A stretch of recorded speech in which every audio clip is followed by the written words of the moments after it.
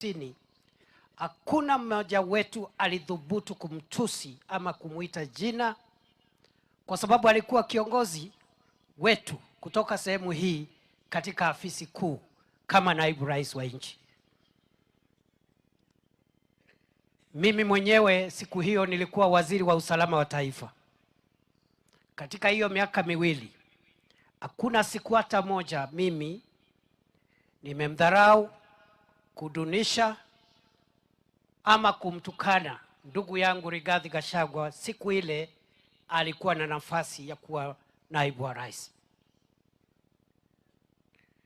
Kutoka kwake kwa kiti alitolewa na viongozi kutoka Kenya nzima.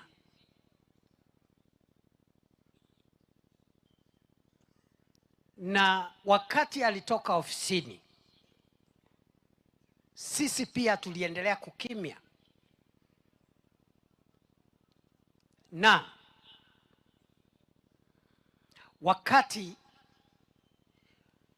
hiyo nafasi imepatikana katika ofisi ya naibu wa rais, rais alikuwa na nafasi kupeana hicho kiti katika sehemu yoyote ile katika Jamhuri ya Kenya.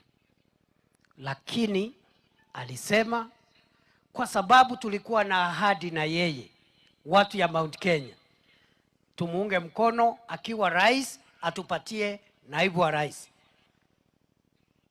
Wakati nafasi ilipatikana, rais hakupeleka hicho kiti katika sehemu nyingine. Alisema kwa sababu makosa imefanyika na mtu mmoja, sio jamii.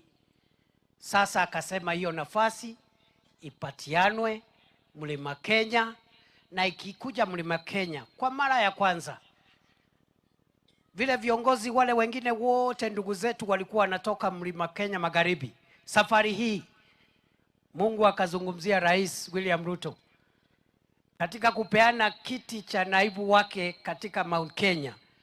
Nafasi ikakuja hapa Mount Kenya East. Ndio ninekorie.